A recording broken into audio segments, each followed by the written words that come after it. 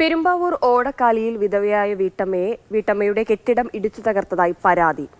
മേക്കമാലി മോളി George എന്ന സ്ത്രീയുടെ കെട്ടിടമാണ് ഞായറാഴ്ച രാത്രി തകർത്തത്. പോലീസ് എന്തായാലും അന്വേഷണം ആരംഭിച്ചിട്ടുണ്ട്. പെരുമ്പാവൂർ മേക്കമാലി മോളി ജോർജിന്റെ കെട്ടിടമാണ് ഞായറാഴ്ച രാത്രി സാമൂഹിക വിരുദ്ധർ തകർത്തത്. ഉദയ ലൈബ്രറിയോട് തൊട്ടുചേർന്നുള്ള കെട്ടിടം ഇടിച്ചു തകർത്തപ്പോൾ ലൈബ്രറി കെട്ടിടത്തിനും കേടുപാടുകൾ സംഭവിച്ചിട്ടുണ്ട്.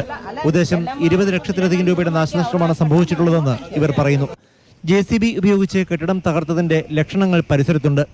രാത്രി 1 മണിക്കും 3 മണിക്കും ഇടയിലുള്ള സമയത്താണ് ഇത്തരമൊരു കാര്യം ചെയ്തതെന്നാണ് നാട്ടുകാർ പറയുന്നത്.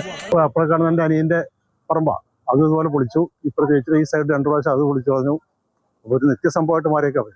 നേരത്തെ ഇതേ വീട്ടമ്മയുടെ തന്നെ മതിലും മറ്റും സാമൂഹിക വിരുദ്ധർ തകർത്തിരുന്നു.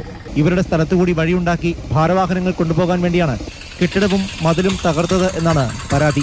പ്രദേശത്തെ യൂണിയൻ തൊഴിലാളികൾ വിശ്രമത്തിനായി ഉപയോഗിച്ചിരുന്നതും ഇതേ കെട്ടിടമാണ്. കുറുപ്പംപടി പോലീസ് സ്ഥലത്തെത്തി പരിശോധനകൾ നടത്തി. രാത്രി ഇതുവഴി കടന്നുപോയ വാഹനങ്ങൾ കേന്ദ്രീകരിച്ച് അന്വേഷണം നടത്തണം എന്നാണ് നാട്ടുകാരുടെ ആവശ്യം. സംഭവത്തിൽ വീട്ടമ്മ പോലീസിൽ പരാതി നൽകിയിട്ടുണ്ട്. എനിക്ക് കിടക്കാൻ വധഭീഷണി വരെ ഉണ്ടാവും. ഇങ്ങനെ കെട്ടിടം പൊളിച്ചു കഴിഞ്ഞു. അത് ആദ്യം കയ്യാല പൊളിച്ച 2-3 പ്രാവശ്യം ഞാൻ പണ്ടു. അത് കഴിഞ്ഞിട്ട് ഇതിപ്പോ കെട്ടിടവും പൊളിച്ചു.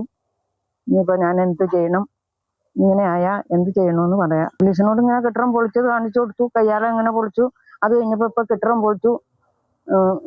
അങ്ങനെയെല്ലാം പറഞ്ഞാണ് പരാതി കൊടുത്തേക്കണേ. ആരാണ് ഇപ്പൊ രാത്രി ചെയ്യുന്നത്? ഞാൻ വയസ്സായ ഒരാളല്ലേ, 73 വയസ്സായ ഒരു തള്ളയാണ്. നേരത്തെ ഇവർ സൗജന്യമായി വിട്ടു നൽകിയ സ്ഥലത്താണ് ഇപ്പോൾ ലൈബ്രറി പ്രവർത്തിക്കുന്നത്. 10-40 വർഷമായിട്ട് ഇവിടെ ഉള്ള കെട്ടിടം രാത്രി വന്ന് പൊളിച്ചു കളഞ്ഞെന്ന് പറഞ്ഞിട്ടുണ്ടെങ്കിൽ നാളെ ഇപ്പൊ വീട് പൊളിച്ചു കളയോ ആളെ ഉപദ്രവിക്കോ അങ്ങനത്തെ ഒത്തിരി കാര്യങ്ങൾ ഉണ്ടാവും. സംഭവത്തിന് പിന്നിൽ പ്രവർത്തിച്ചവരെ പിടികൂടണമെന്നാണ് പൊതുവിലുള്ള ആവശ്യം. മാതൃഭൂമി ന്യൂസ്, കൊച്ചി.